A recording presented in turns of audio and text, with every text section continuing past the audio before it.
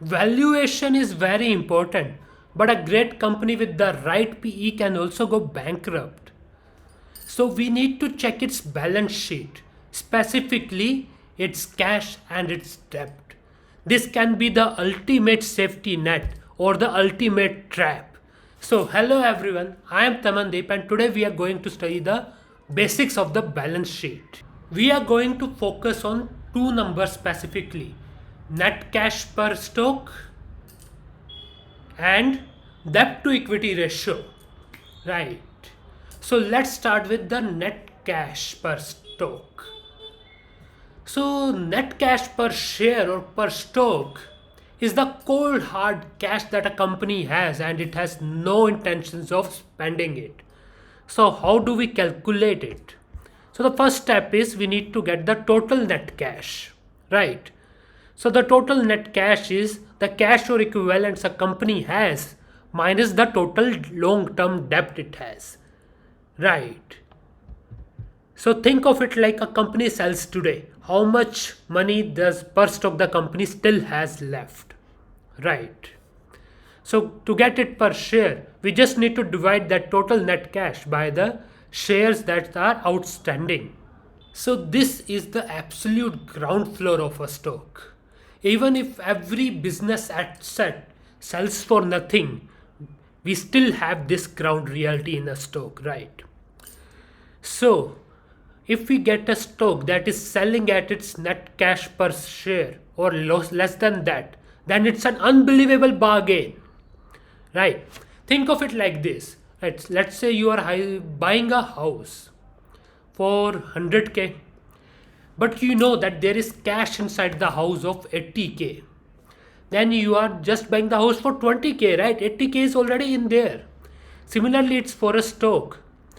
Let's say a stock is valued at $15 and the net cash per share of the company is $10. So in a way you are buying the stock just for $5. Let's move on to the next number. So another important number is debt to equity ratio. See, debt is a very important factor. For most companies, it is the determinant of the survival in a bad economy. Debt tells us how much a company has financial leverage, right? So what is debt to equity ratio?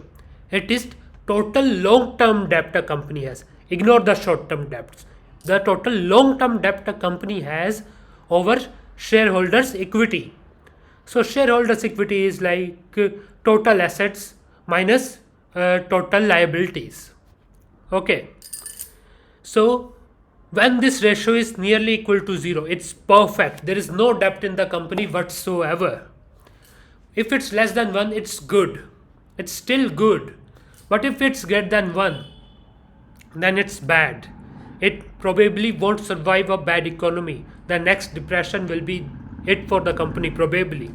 See how sad this guy is, right?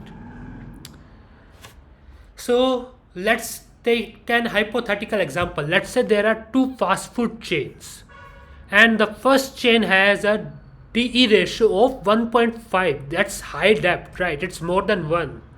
And the second has 0.2. It's low in debt. So that's good. So what will happen? If a recession hits, the first chain cannot pay its creditors, right? It does not have that much asset, does not have that much cash in it. Isn't that right? Whereas the chain 2 with low DE, it can weather that storm, it can buy back its share, it can still expand even in that depression, in that recession. So that's good. So, but there are exceptions to this as well. So those exceptions are, see here, financial institutions and utilities. Let's discuss financial institutions first. You see, financial institution like bank or insurance agency are built on debt or deposits, right? We give bank the money and bank uses that to make profit. It is built on debt. So obviously their DE ratio is going to be very high. So this is an exception to that rule.